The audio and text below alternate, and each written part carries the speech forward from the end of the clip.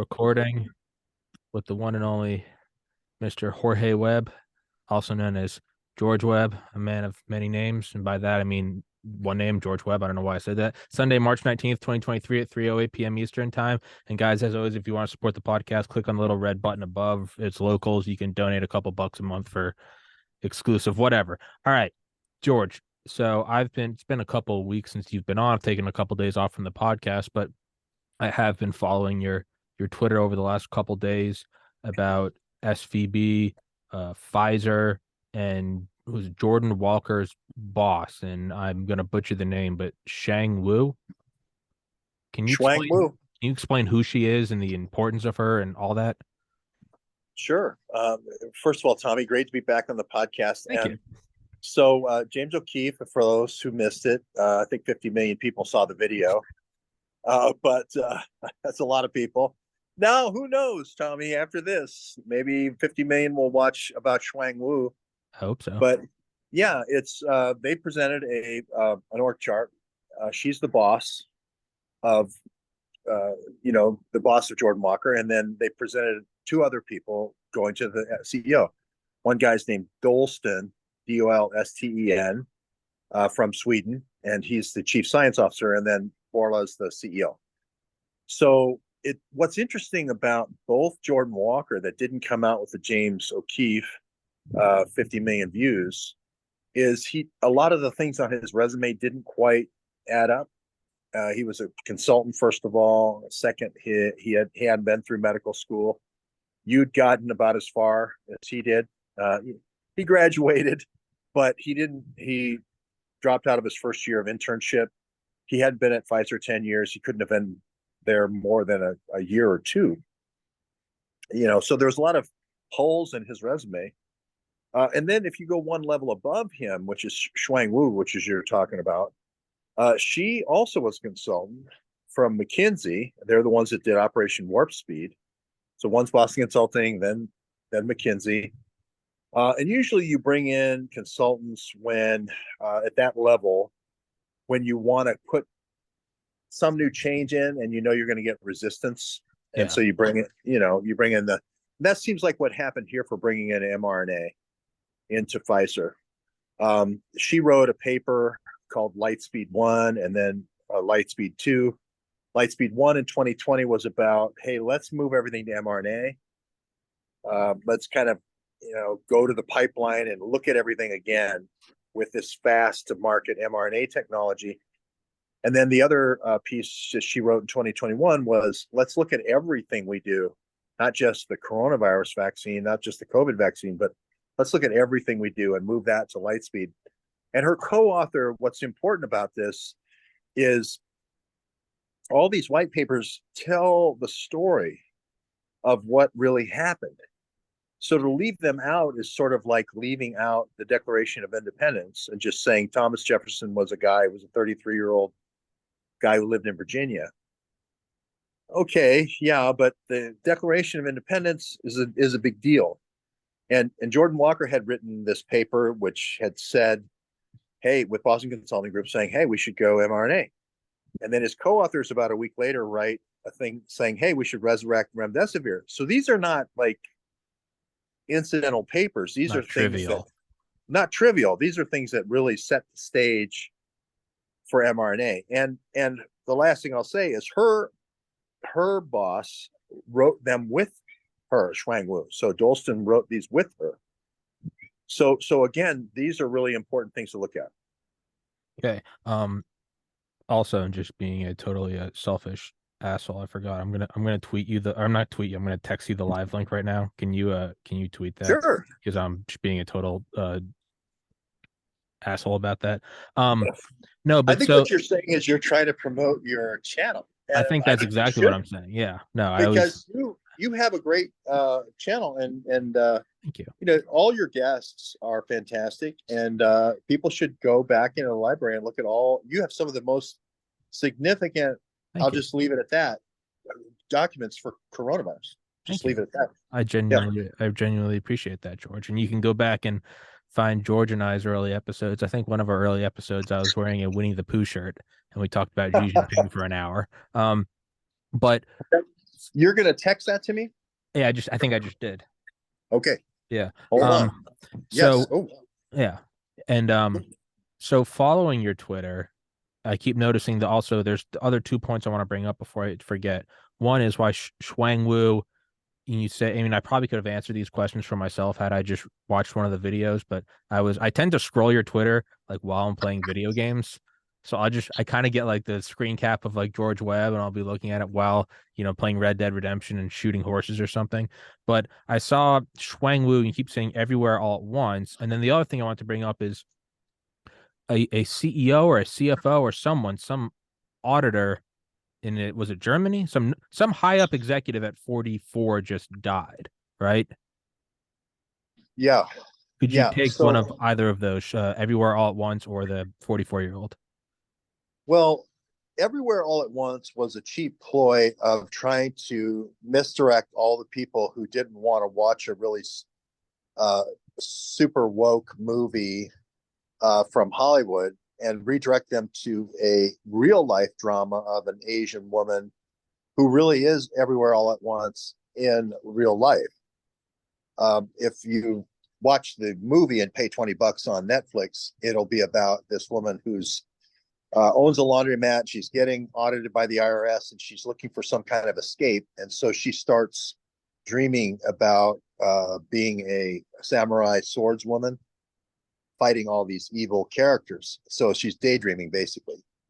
And we had done two documentaries in San Diego about an Asian woman being literally everywhere all at once. Even though she couldn't travel, she was trapped inside a business where it was super woke, and so they weren't allowed to talk against the vaccine. They were going to fire her if she didn't get the vaccine. She finally had to get the vaccine. And we laughed about it because she was able with her phone to do all this fantastic research and really affect things in the real world.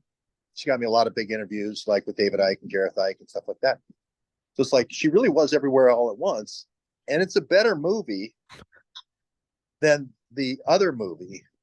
And so I was a cheap ploy to take advantage of all the Oscar advertising. Gotcha. Well, that's actually, as always, that's genius. Yeah, no, that original movie, that sounds like shit. Just as an aside, that sounds god It, awful. it was terrible. Sounds absolutely fucking awful. Sorry. But Ours was yours awesome. is much better. Yours Yeah, is yeah. by default. I mean, to be fair, you chose a weak opponent, George. You chose a weak. That's that's Hollywood. that's Mike Tyson fighting a kid in a wheelchair. It's like, hey man, you were probably gonna beat Evander Holyfield, but what you did was a war crime. And then so who's this other guy? The 44-year-old guy. Did he just die? No, no, no. He died in 2021 after kind of a lot of Gotcha. auditing started. But this is, I need to take you on a little bit of a winder here. Yeah. Uh, so we're in Venice, Florida right now, close to it. And the original cell, the Hamburg cell, I don't know if you've ever heard about this. Muhammad Atta was, 9/11. Yeah. yep. He was in the Hamburg cell. And this is a term of art for tradecraft where all the spies kind of live together and in loose association until one day they get the phone call saying you need to fly planes into the World Trade Center. And so my concept was always, just like everybody else's, 20 guys all learned how to fly here in Venice. And then they went all over to the other side of Florida and learned how to fly the simulator for the 757 and 767. And that's the story of 9/11. But then this guy came up to me at one of these trials in 2018 and he said, you got it all wrong. The second part of 9/11 was going to be a bioagent attack. And the bioagent attack was going to be first, they were going to have the reason why they were training on crop dusters over here and flying in formation, like the Red Baron, with the flying circus or the Blue Angels. yeah, that kind of thing in formation was going to be they were going to fly in formation in crop dust New York with anthrax. Jesus Christ. Yeah, yeah, that was the dark winter exercise that Woolsey and all them have in July or June was because they had gotten intelligence that this might happen. So Building 7, they had put in a new anti-terrorism unit that was going to be the coordinating center. You know all this story about 9/11. Well, since then we've had about 20 or 25 live exercises, simulations, drills, whatever you want to call them, rehearsals for this dark winter. And anyway, this guy basically said these guys haven't gone away. So he's meeting me in 2018 saying they're going to attack again. Now, again, the CIA probably is a wink, wink. We have the whole plan of how to respond and put in all the extra things to limit the Constitution when it happens. But it's another shoe that's yet to drop. Okay. Now, this is where the Silicon Valley Bank comes in, because typically these things have been financed through HSBC. Mm-hmm. They had moved it over to Signature Bank. It had been BCC before that. It was Crown and Castle before that. It was BCCI. That was a huge one. BCCI. And sorry, and HSBC, that was Hezbollah, right? That was in, I think, 2011. I remember I was living in a frat house, and I just remember seeing that on the screen. It was like HSBC showing to have fun money through Hezbollah, and I just remember laughing. I was like, could it be more comically evil? Sorry, keep going. No, it's right. This is like it's 3 years after 08, and it's like HSBC is like laundering money for terrorist group Hezbollah, and I was like, holy shit. Yeah, it's crazy. And so this guy named Hoppe, Hoppe, was involved with this bank. Silicon Valley Bank actually had a branch in Germany. It was based in, I think, I'm getting late breaking news here about his death. Thank you very much. I now have the Wi-Fi passwords for later on, but that's why you're coming. I'm on an iPhone 11, but you're good. Yeah, this is pretty good. So anyway, the idea is they're going to use Silicon Valley Bank to finance this attack, and all these students from China, these 1,000 talent students that are studying in Germany, are learning their trade craft, and then they're going to come back and then they're going to launch this thing. But it's not going to just be in China. That's where it's going to start, but then it's going to go all around the world and so forth. Dark winter. Okay. Now this person who told me this didn't say it was going to be Chinese students. He just said this thing in the Duisburg cell. He said that there's something called a Duisburg scholar. And Muhammad Atta was a Duisburg scholar. There's a city in Germany called Duisburg. And the guy who originally was with Bayer and Duisburg were the original guys that come up with chemical weapons in World War I. And what they did is they established a scholarship fund to keep the science going and have basically a foundation front to keep the science going in studying bioagents. So the Duisburg scholars, like Muhammad Atta, trained apparently in Cairo, and he trained in Germany, trained in Turkey, and was teaching people how to build bombs and so forth. Now, nobody's ever heard this side of the 9/11 story, but this is the connection to Silicon Valley Bank, because there is a connection between Shuang and this Duisburg cell. And it's not just the ones that got Silicon Valley Bank funding. There's a couple of other guys. And without putting too much detail on it, that's the gist of it. That we think of Silicon Valley Bank is completely unrelated to the Jordan Walker story. And I did too, until I saw the actual connections between Shuang and Silicon Valley Bank, Germany, where this guy dies at 44 years old. So that's a crazy twist that I didn't expect. Essentially SVB tied into really kind of the nucleus of every story in the last 3 years. Is it somehow comes back to mRNA shots, warp speed, the 2017 SPARS, World Economic Forum, Klaus Schwab, you're going to eat the bugs and be happy. It does really kind of, I guess, unsurprisingly, once we say it out loud, it does all come back to that evil Nazi eugenicist. But so is SVB falling? Is that also associated, or is that just a coincidence, or is it falling? Does that have something to do with sort of everything Jordan Walker, Shuang Wu, that guy dying, O'Keefe leaving and starting O'Keefe Media. Is this all? Is this just It by could is be. this correlation or causation?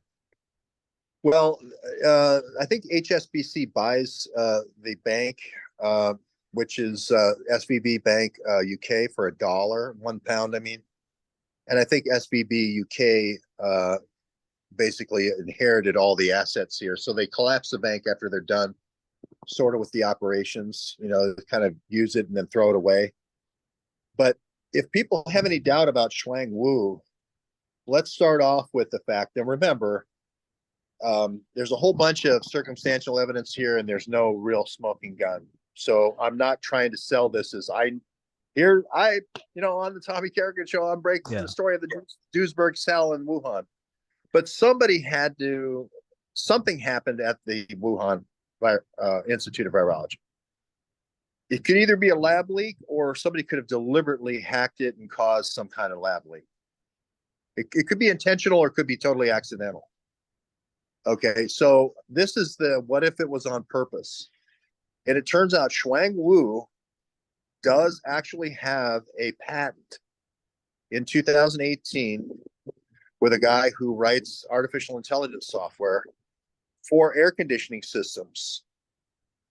And not just any old air conditioning systems, these high-end BSL air conditioning systems. It's called York Air Conditioning. They used to be based in York, Pennsylvania. like HEPA filters. Yeah, like HEPA filters, but 20 of them in a row, HEPA Yeah, filters. that would And maybe be used in a biolab.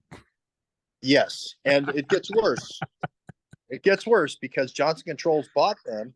So her patent is actually in the Johnson Controls, which is a lot more than just York Air. Now, York Air turns out does 85% of the hospitals in the United States, but Johnson Controls also did a huge project in Wuhan, building hospitals in Wuhan. They were cited in 2016 for a bribery case to get into the Chinese market, for starters. But then they're also involved in a very rapid build of this German biolab that nobody ever talks about.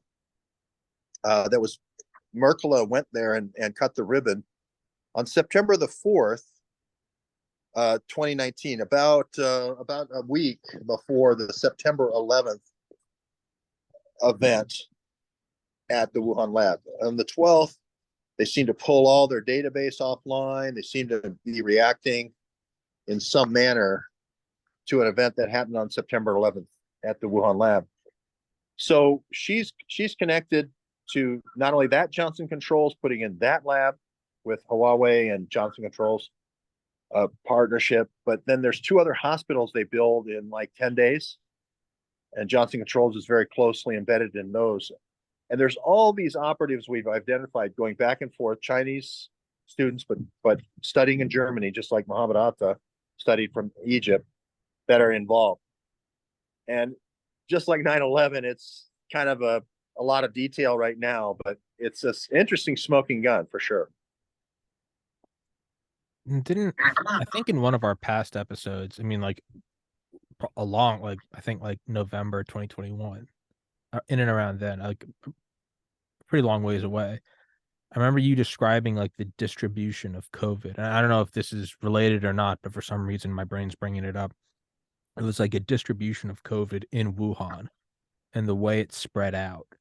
And it wasn't as even as it would be like had somebody or a group of people got on a train, and if you like followed the distribution through the city, you would kind of have it flowing outwards. It was like these separate sort of nucleuses that almost looked, it seemed artificial. It seemed like astroturfing as opposed to grassroots. Is that, I don't know why my brain's bringing that up. Maybe it's trying to tell me that there's something related. Is that related at all, or is that total bullshit? And am I just No, interesting that you bring that up. Interesting your choice of the word nucleus, because what happens in a real virus is I have a cold and I cough or whatever, and then I get somebody else infected, and the strength of their virus is every bit as strong as mine, and it goes from person to person to person, and it can go for 100 people, and it's just as strong as on the 100th infection as it is on the first.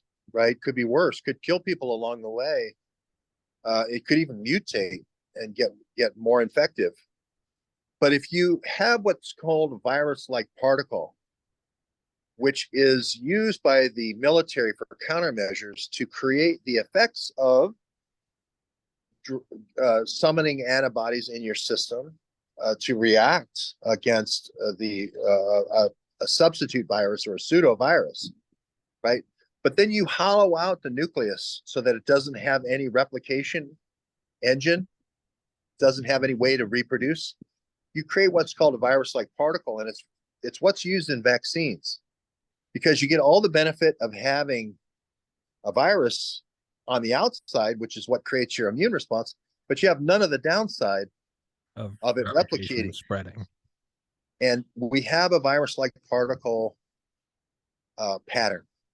We have a very concentric, if you're in hospitals, if you were in old age homes, if you were in certain concentrated areas, airports, train stations, but we had some, but we didn't have like if you had Milan train station as being one place where we looked at where we had a big spread, you would think it would travel all up and down the train lines equally. Yeah. As people would infect, and you would have basically the whole crisscross of the train lines being the red areas. Yeah. And that's not what happened. You have these splotches. And this is the thing. Why is nobody doing any epidemiology? Epidemiology goes all the way back to a bad pump with bad water. Yeah. In London. Yeah. So this is an old science for cholera, 150 years old.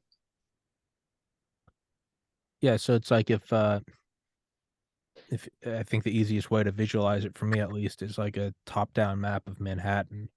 If you started at like the 9/11 memorial and went all the way up to Central Park, if it was organic, you'd be going up, but you'd also be branching out side to side, right? And then those would be branching out perpendicular and perpendicular to perpendicular. But instead, it's just kind of like a burst at the 9/11 memorial, a burst at the Empire State Building, and a burst at like, Central Park. Mm-hmm. So it's artificial. Is that in any way tied into the air conditioners, or is that am I yes. a stretch? No, it's very much tied in the air conditioners because they actually had in a town called Guangzhou, which is on the southern coast of China.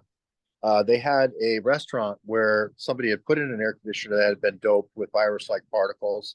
Again, Shuang also has businesses there in China that she's doing joint ventures with the United States. That's why we think she might be a front person for a whole bunch of high-tech investment in this technology. But the people sitting closest to the air conditioner were the most affected, or the blower for the air conditioner, and then the people further away were less affected. That's another pattern that's indicative of a virus-like particle, because the people closest get the most in their lungs and the people farthest away get the least, but you're not reinfecting. Now there's a little bit of reinfection if you cough and you're really close to somebody, you have an intimate relationship. This is where people started saying it was shedding, where they were getting reactions and so forth. If we haven't really been given all the maps, all the epidemiological maps, so it's hard to tell right now. But the companies like Metabiota are in that business. They're in that business of doing this mapping, and right now that's kind of a Hunter Biden trade secret. And Johns Hopkins gives us total numbers, and they give us a little bit of hot spots, but they're splotchy. They're not the thing that you can zoom in on, like you're saying, and see all the branches and so forth, and see. It should follow train lines, for instance. It should follow where people are kind of packed together and doing a lot of frequent trips. Airports should be less frequent because there's more testing of the temperatures. Yeah. For people, etc. Yeah. Is this in any way tied? And again, just kind of having glanced at your tweets, how is this tied into Bain Life Sciences? And is that the same Bain Capital as old boy Mitt Romney? Now you're really getting into it. So Silicon Now, Valley, yeah. tinfoil on. Let's do it. No, no, Let's no, go. no, no. There's no tinfoil here. Silicon Valley Bank had Bain Capital and had a Bain Capital investment group inside of it doing investments in nanotechnology, in this technology, which is mRNA technology. Uh, Somebody who knows Mitt Romney and knows Mitt Romney's history, like I do in the Midwest, it's easy to jump to conclusions and just say, hey, you talked everybody into doing mRNA because you guys were trying to force mRNA.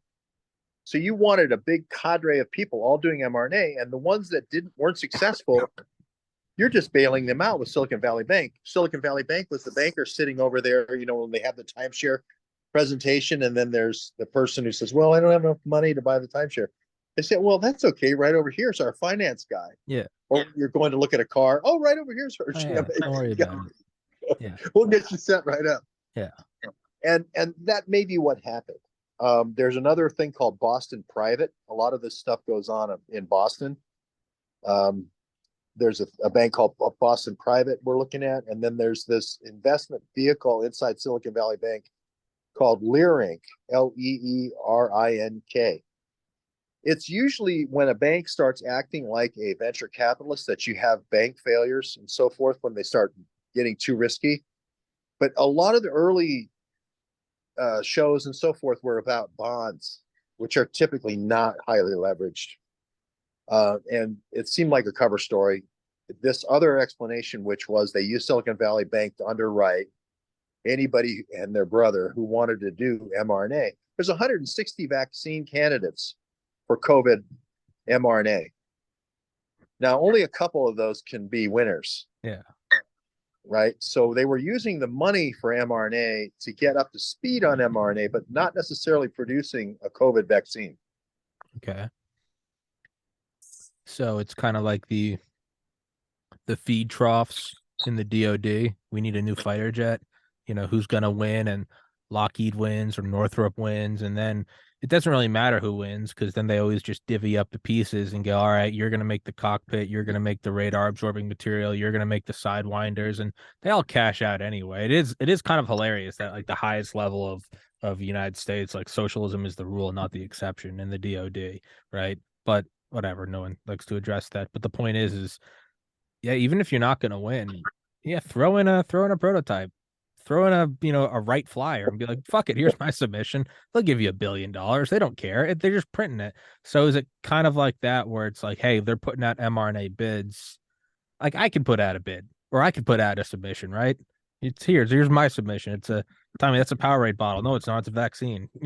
I'd get at least like $1,000, right?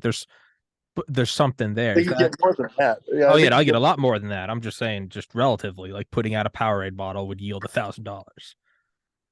There definitely was an emphasis to try to get as many people over to the mRNA technology as possible during the early days of COVID. And they needed everybody to kind of sing from the same sheet of music on this and get as many people going as possible. And if you wave $1 million or $2 or $5 million underneath somebody's nose and say, or 10, that's a lot of money. And then you could say, well, let's go ahead and get the stuff. Let's go ahead and get the scientific instrumentation and let's go ahead and put it in the lab. If it doesn't pan out, we get to keep the stuff and we can do something else down the track. That will be profitable in its own right. Yeah. And that's what DARPA wanted. This is DARPA technology and they wanted market acceptance for this.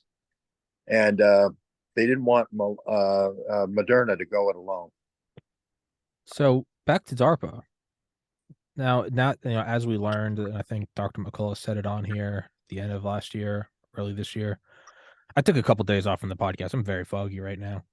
But he described how it's basically, it's a DARPA DoD program, kind of using Moderna, Pfizer, AstraZeneca, Johnson & Johnson, whatever, as these fronts. Is there any chance that someone like Shuang or whoever, are these also just fronts is it really one person who's just doing all this, or is it just a very convenient? It'd be like if I started to, in addition to doing my podcast, started releasing like custom podcast computers and was doing like podcast research and was also like open my own line of restaurants. At a certain point, you'd be like, there's only so many hours in the day. Tommy's acting as a front, right? If I just start releasing new EV batteries, you're going to be like, there's Tommy's in deep with the intel, right? But I'm only doing podcasts. And so there's there's I guess a believability to my output. Is there any chance that kind of like Benassi, right? All of the bids go to her. So is there any chance that these individuals are just fronts for something even more nefarious? Well, you mentioned kind of an Elon Musk type of character that That shoots does spaceship everything and cars and he's models. Neuralink and tunnels and he owns Twitter and he's making it more efficient while putting a sphere of satellites around the earth at Mach 30 and controlling pigs with brain waves and also doing Tesla. And I mean, yeah, no, I don't. Yeah, I'm not sold. I think Elon's probably a bright guy.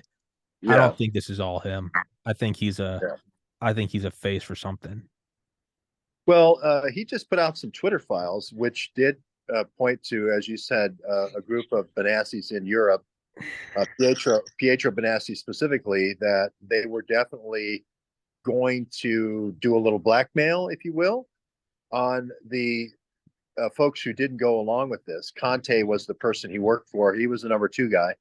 Conte was the prime minister, and he said, "Look, I can report you and on NATO as a, you know, Russia leaning prime minister if you don't go along with this." So the first thing they want you to do is go along with it, from a money point of view. Hey, look, we're going to make all this money. Second, your ideology. Hey, you're a guy of science. You want to move things along. Third is compromise, though. Hey, I'm filling out my list here for NATO. We can either have the CIA on your side for the next election or against you, or just appeal to the ego, like Peter Strzok says, the MICE. That's their methodology, and that probably did happen with all the European leaders to get this technology punched through. But there was no question that Virginia Benassi did get all the bids, and Pietro Benassi was threatening and compromising all the leaders in Europe with these Twitter files to push this through. And I think we're onto something here. It's nice because I've been out there 3 years on the Benassi thing and not had a lot of support. And nice to see Elon, even though Elon, it's hard to believe he does all the things he does. It's nice to see him put out some files that support what I was saying about Italian intelligence and NATO intelligence. Yeah. So what's then like the big picture? Actually, we're gonna put a pause in that. George, I really got to use the restroom. You're gonna tell everybody where to Sure. find you on Twitter and where your website is. I'll be right back. Okay, great. Well, I love bathroom breaks the most because then I can start saying all the things that Tommy won't let me say normally. No, I mean, first of all, doesn't it look like Tommy is like a 6'4" of a Texas school book depository with that window there? Could we be sure that a lot of those vertical boxes are just, curtain rods that he picked up at the local B&B? Uh, I don't know. I'd kind of like to look into that to see if he did mail order away for a couple of Carcanos. It just seems very odd that he would have that kind of perch so high up, looking down on a 130-degree turn there. But lest I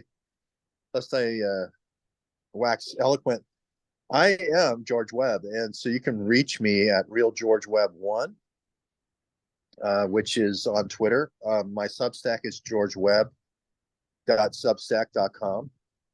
Let's see. Addie Eds has published 3 or 4 of my books. I gave him 7, so look for a couple more. Maybe it's up to 5 now that he's put out. And I'd like to welcome back everyone, Tommy Carrigan. How are Thank you, you. Tommy? Nice. I just realized we got a nice sweat stain there. That's always attractive. So and again, not that you have the answer, not that anyone has the answer. Well, some people have the answer, and select few people who are perpetrating it. But what's the big picture?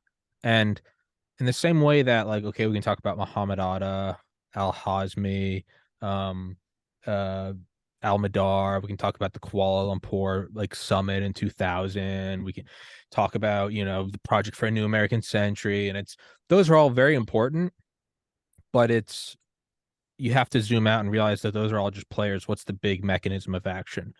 an attack on the United States, whether by us, allowed by us, or organic, and thus we move to the Middle East, American war machines sitting over oil fields in close proximity to China and Russia, and trillions of dollars in an erosion of civil liberties. So, like, all the names are important, but it's also important to zoom out and just go, what's the big picture? The global hegemon going to take oil, kind of big picture, right? JFK can get lost in Lee Harvey and Ruby, and ultimately it was a military coup against somebody that wanted peace.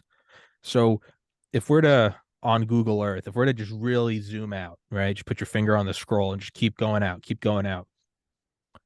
What is the big picture of all of this? What is the purpose behind the mRNA? Is this just as simple just as bio ID of CBDCs, as just total control of humans and erasure of borders and a World Economic Forum to rule them all? Is this what it is? Is this just the final? Is this the coup of all coups? Not that you have the answer, but Yeah, I think you got it in the question. I think this, going back at least to the Manhattan Project, there was a cadre of people that ran that operation from an intelligence point of view that then enjoyed the highest level of clearance, highest level of secrecy, highest level of investment in technology. And they said there's two ways we can play this. One is we can just make it, we can give it to everybody and be egalitarian about it.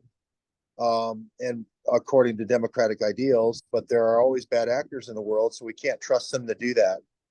So if we're going to do this, we have to have kind of an American, let's say, after World War II, hegemony, where we have to always be in control of this. And we can basically check, as this technology breaks out in other places. Let's just take nuclear for a quick. Well, there's Russia, we'll check Russia. There's now Iran, we'll check Iran. China, North Korea, etc. And that's the traditional Cold War kind of mentality. Yeah, dogma, whatever. American centric. We have to deliver democracy to the world. Project for a New American Century. I was just going to say Bill Kristol and Wolfowitz and Dick Cheney and all the people in Genie Energy. We got to control the strategic supplies of oil, and then we have to. The next thing is going to be uranium and the rare earth metals, so we have to control those. And all those kind of strategic war materials. That's one way to look at it. The other way to look at it is, hey, wait a minute. As long as we're doing all this, we should be the richest people too. Yeah. We should be the elites. We should parlay, when we develop all this technology, we should parlay that into huge profits for us. We could take, let's say, mRNA, for instance. If we put that up for sale, most people are going to go, why should I? I'm currently doing fine, doing this other 3 or 4 different methods. But if we shock the world with a pandemic, and we can use virus-like particles, remember, we developed those already, everyone will still get sick if the concentrations are great enough. We'll still be able to then sell, Metabiota will still be able to sell pandemic insurance. They won't know the difference between a real pandemic and not. We won't release the epidemiological information, and we'll force everybody to go mRNA, and that will make always, we'll be the operating system. We'll be the new Windows for coming up with vaccines. And health will become the new way of controlling people rather than weapons. Okay. Right? This new century will be the bio, I wrote a book called World War DARPA. This is basically the idea that really all weapons as we know them, we're seeing the last hurrah sort of in Ukraine. The future is bioagents. And that, to me, I think is really about all those things: money, control, and I just think control of it's like a steering wheel on the world.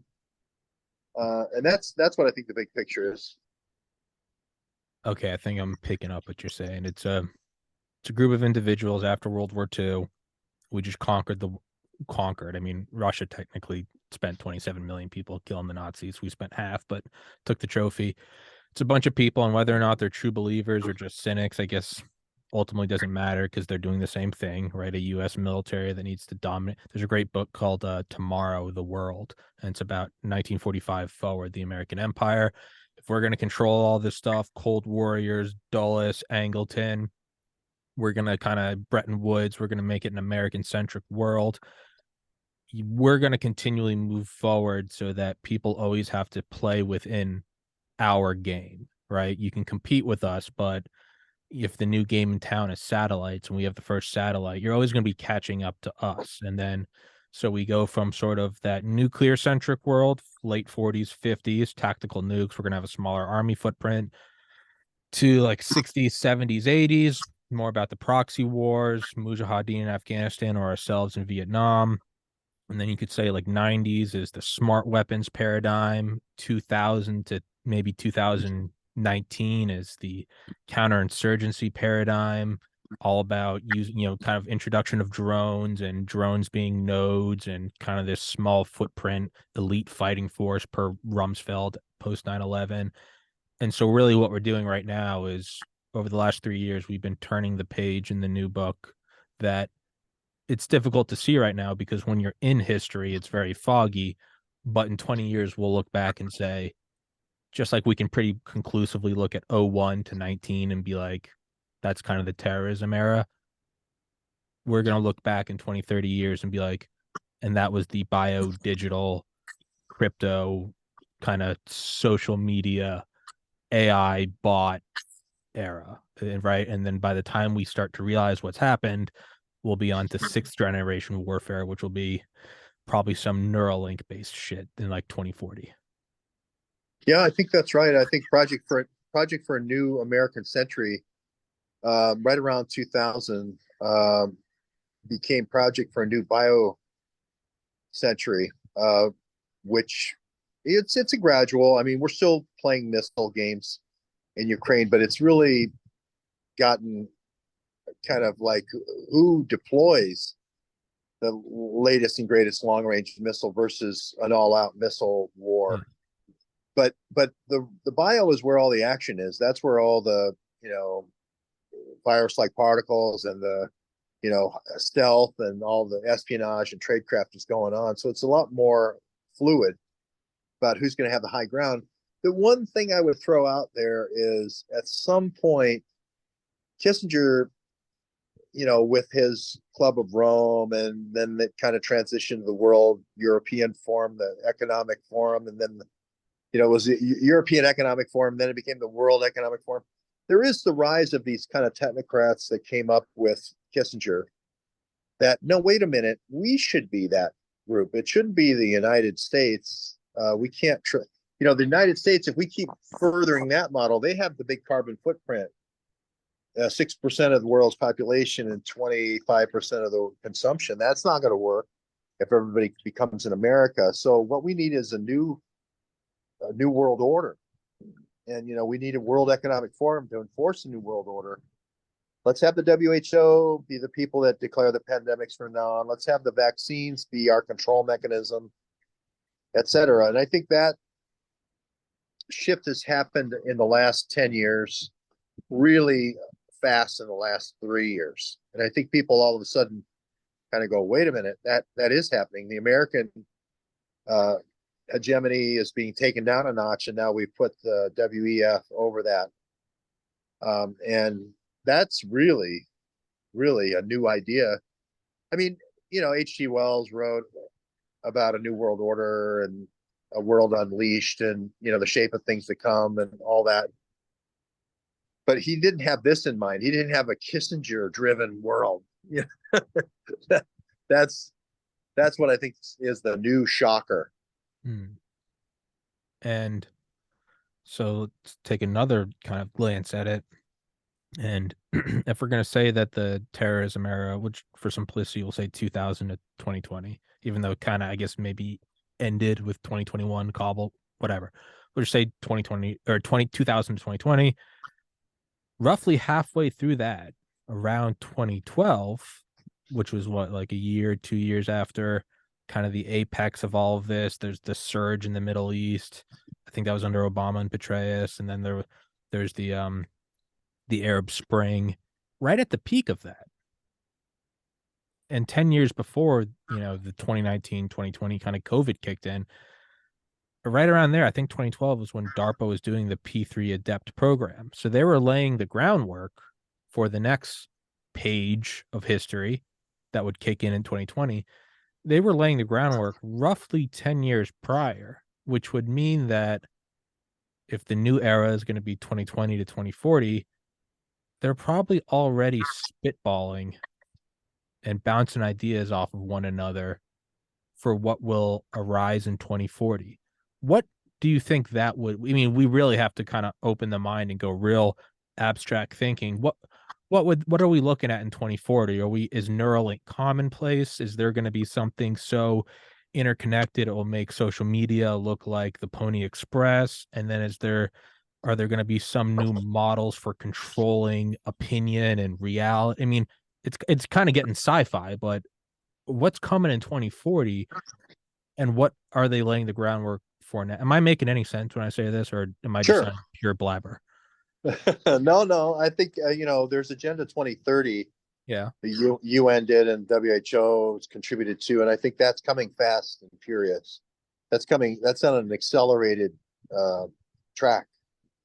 And if you look, I mean, let's just take that for what we know is already out there and printed, so we're not speculating. This is direction we're going, which is the digital currencies, the biometric everything, Internet of Things. This new kind of world. Tell me one person that thinks that this is like a utopia. That where we're heading. Like I want to be tracked by everything. I want to be measured and my purchases allowed based on their acceptableness to an AI algorithm. That's kind of where we're going, and at some point there has to be some kind of planning for population. Limits to growth could be a lot of different things. Remember, that's an old concept, and I think it's still at the heart of this whole thing with Kissinger. I think Malthusian. limits to age. This idea, Aubrey. Marcus What? or Aubrey de Yeah, Grey. No, Aubrey Aubrey Marcus Gray. is like Joe Rogan's supplement guy. Aubrey de Grey, completely different person. Yeah, but Aubrey de Grey, let's live for 100 years or live for 200 years. That's not going to happen. And what I see, I mean, I know this sounds very dystopian, but I see the way of controlling that world as age, and then just saying, okay, well, you can have really 50 good years or 60 good years, but that's pretty much it. When you start really falling apart, kind of like it's time for a trade-in with how we think about cars. And yes, you could keep going, just like we could keep the Mercedes going. But it's too expensive now to keep up with the maintenance and repairs. So we're just going to go ahead and scrap you for parts. And the good news is we can harvest bone marrow now a lot better than we could. We can harvest all your major organs, and we've gotten over a lot of the problems with organ rejection. So don't feel bad. You're actually going to make some contributions on the way out. But as far as the whole carbon footprint and everything, I don't see how that society could go on where everybody just keeps living this reduced life, because at some point they'd say, well, what do we even need these people for? They're useless eaters.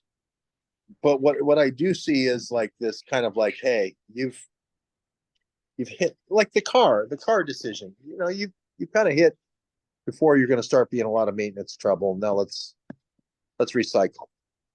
That's what I think is going to happen. But on the flip side, I do think it'll be an extraordinary time for creators, people such as yourself, who have access to the internet. They talk to people, they read books.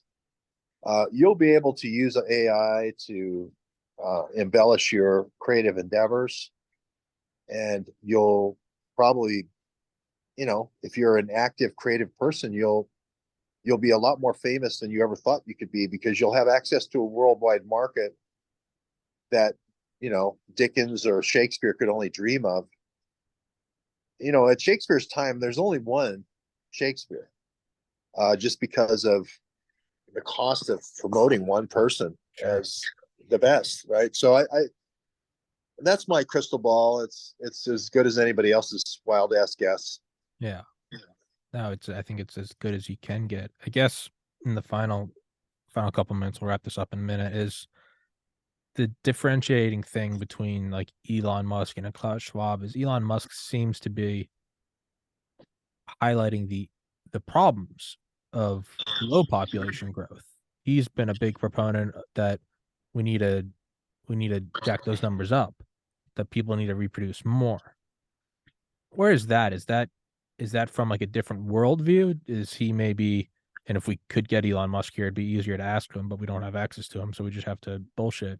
But is that a guy that sees a different approach to this, that you can keep growing, that the need to feed more people will force the evolution of new technologies, be that some new form of vertical farming, or be it, replacing our organs with synthetic organs that maybe don't need carbohydrates and fats, maybe they just run on electricity fueled by nuclear fusion? Or is it a different growth model of geographically, we move out to Mars and to the moon and to the moons of Jupiter, where you don't need to curb growth, you just kind of keep letting growth push it forward? What is that? Or is he just I, playing opposition? I think he's playing. I think all these kids Fuck. in the yeah, all these kids in the PayPal mafia, Peter Omadar, Peter Thiel, and um, you know, they're all were the billionaires at eBay and PayPal and whatever that XCOM or whatever that Elon Zip did. They're all, Zip 2. yeah, they're all sons and grandsons. I mean, if you look at the Department of Energy, go all the way back to LP Geist, Lawrence Preston Geist.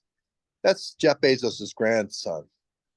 Isn't it Grandpa. interesting how? Yeah, grandfather. Excuse me. Uh, he's the grandson of Yeah. LP Geist. Isn't it interesting how that's the guy who becomes the billionaire for dominating everything from A to Z? Because it just, Amazon was one of the worst run companies for the longest time, and they lost money forever.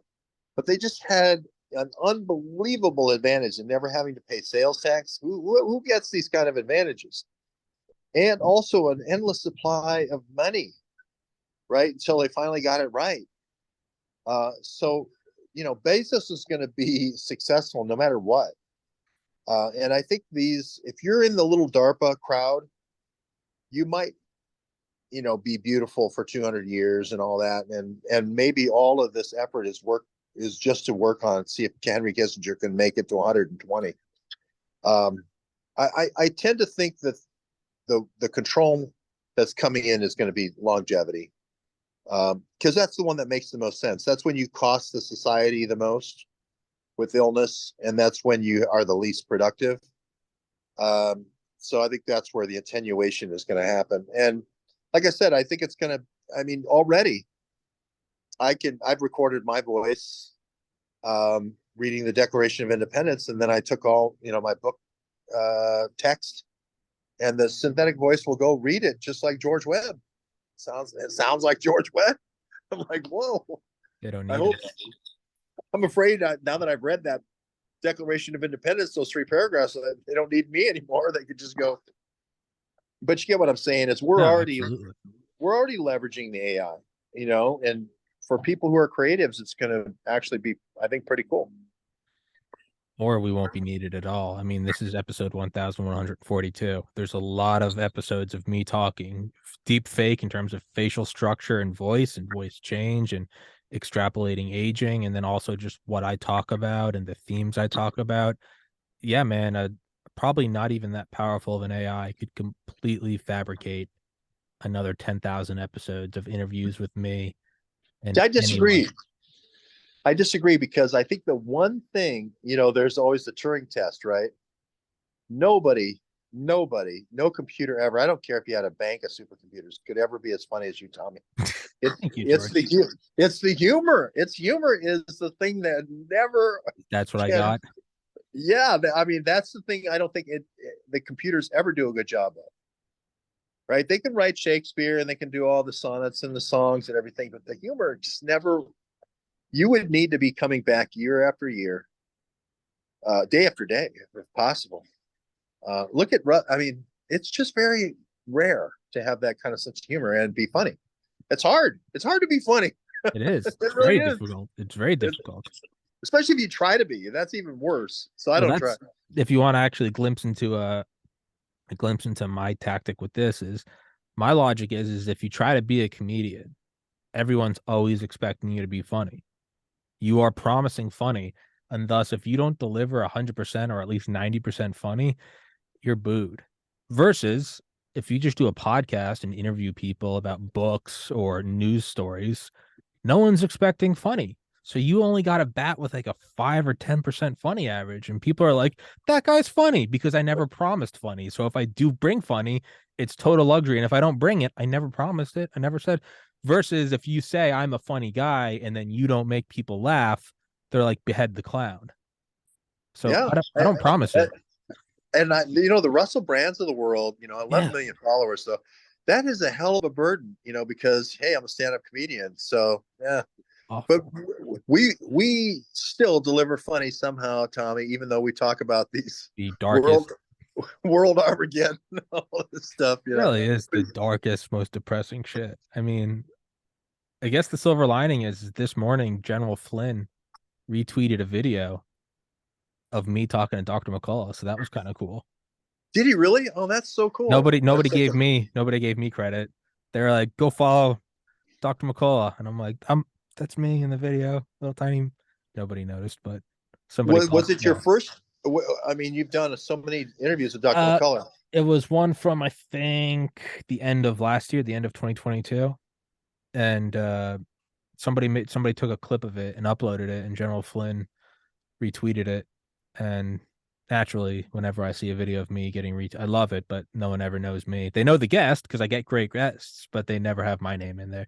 They're like, Dr. McCall was on some show with some idiot, and it's like, it's I me. think I remember that show because I think I did the clip. I did one clip, Okay, which he talked about the heart, the spike going to the heart and the periocytes. might have I been remember that. that. I remember that interview. I don't know. I'll go check now to see what Flynn retweeted. Yeah, But Tommy, your time is just around the corner. All you have to do is just go to one of these events where Flynn is, and just go up and say thanks for retweeting me. And then he'll say, "Well, what did I retweet?" And then you tell him, and then they go, "Oh, you're that guy." you're that And then guy. they'll bring you on stage, and then you'll be famous. And then they'll snap a finger, and some guys in suits will throw me into a black Escalade, and I'll never be seen again. Hey, you had your moment in the sun. Hey, Beautiful story. That's how this whole show ends anyway. Is with me and George in matching Guantanamo orange jumpsuits. That's how this ends. I've just accepted it. Tommy, I during the break, I got to be honest with you. When you went away, I tried my hand at humor. I said, if you look at that window behind Tommy, could that not be the sixth floor Texas School Book Depository? Oh, that would be great if I did an episode from the school book depository. Would that be great? If I did it on November 22nd and never once mentioned it, Yeah, just interviewed like a basketball player, but did it with awesome. and I dressed up like Jackie Kennedy. I was in like the pink hat and everything. And you had a Carcano leaning up against the Oh window. yeah, absolutely. You just never mention it. Yeah, Arcano, and then awesome. like a free Cuba pamphlet next to me. Yeah. Fair play for Cuba committee. Yeah, fair play for Cuba. Yeah, that's what I would do. Good Lord. The Well, you know thumbnail. all about that stuff, so you're gonna have to carry that in the next generation. Everybody, all those great Oswald jokes, go missing on the younger generation. So you'll be the guy there reminding everybody, hey, maybe in your lifetime they'll release those extra 8,000 documents. Maybe. I don't think they will. Yeah. I don't think they'll ever will. Yeah, probably not. Why would they? So I got to ask you a quick question before we go. Yeah. So how is the podcast doing? Give me some numbers. feed me some numbers. It's growing faster. It's what's it called? It's at 16,700 subscribers on Rumble. It's at like 3,300 subscribers on Spotify. It's growing exponentially. I think last year I averaged 30,000 views a month on Rumble. This year I'm averaging like a quarter million a month. So there's a giant jump. Spotify, it took almost 3 years to get to 200,000 downloads on Spotify, and now it's taken about 3 months to get another 100,000. So that's an exponential jump. All the other platforms they're kind of growing linearly, but Rumble and Spotify, they seem to be really picking up exponentially, and it's very exciting, but it's still not going fast enough for my desires. Well, Elon tweets you out, and then you get Elon as a guest. I would get Only. Flynn as a guest. I've tried so many times. I'm going to be with Ann Vandersteel tomorrow, and Dr. Jane Ruby. I'll see if she can't put in a good word, because she tours with him on this. Because I think you're one tweet away. You're one Mike Flynn tweet away from So 10 close. times those numbers. Yeah, I'm so close. No, I can feel it. I'm so close. It's so close, but I always remind myself that I'm owed nothing. That's a trap you don't want to fall into. Is if only Joe Rogan would retweet me. He owes me nothing. He owes me Well, see, nothing. the thing about Rogan though, and he had a little bit of humor, right? Or Russell Brand and stuff. Those are all people like closer to my age. They're 40 to 50, versus you kind of dominate your category, and the under 35s. You kind of dominate the category. I can't think of another person out there that is as funny as you and does the news. Thank So you. look at it that way. So I'm gonna go to work on that tomorrow. I'm gonna go see if we can't get Flynn to retweet you. As a matter of fact, everybody watching this right now, retweet this to General Flynn and say thank you very much, General Flynn, for retweeting Tommy Carrigan this morning, because Absolutely. Flynn might not know that's Tommy Carrigan. He might not know who that handsome devil is. Yeah, if you retweet this right now and say thank you, at General Flynn, or is it General Michael Flynn? I Thank can't you. remember what it's. Lieutenant General Mike Flynn. Yeah, whatever his Twitter handle is, and then like, here's the guy you retweeted this morning. I think let's let the internet work for us for a change. Ends with me in jail in 9 hours because somebody attacked Flynn. Just like I said nothing. It's just me. And yeah, I think that might be, maybe it's, and I hate to make up excuses, but I'm gonna do it because I'm a salty bitch. Is I wonder if the fact that I'm 32, I wonder if that does inhibit some growth, because it's for the same reason I wouldn't give a podcast with an 18-year-old the time of day. I would just be like, oh, what does he know? He's in high school. I wonder Well, if I that think is that part of it. that might have been true, but not ever since all the luminaries that you have all the bakes of COVID. That's your thing. You got Mhm. all the bakes of COVID. And the other thing is you have a lot of special forces folks and a lot of authors, which is a very unusual mix. Like a lot of people, like Peter Duke, I'm doing a show with him today at 5. He's like, Tommy interviewed him. Tommy interviewed him. All these authors that are on the Duke Report, Tommy interviewed him already. It's like you really get around, and it gets easier because all that pushing the ball up the hill was really hard at the beginning. But now you can say, well, I've had this guy, this guy, Yeah, this guy, this guy, and especially after Flynn retweets you after we have everybody, please do it. please do Retweet it. Tommy. Yeah. Yeah, I do appreciate that, George. But I say let's wrap this one up. Thank you for Yep. coming on here. I love talking to you, and I love you, George. There's a lot of people know that George and I love each other. We don't apologize to anybody. It's what it is. No, We don't it is what it apologize for is. love. But yeah, guys, go follow George on Twitter. Go grab his books. Go follow his tweets. And yeah, thank you so much for watching, George. Thank you, sir. Thanks, Tommy. Take All care, right, brother. guys. Thank you so Bye. much. Take care, everybody.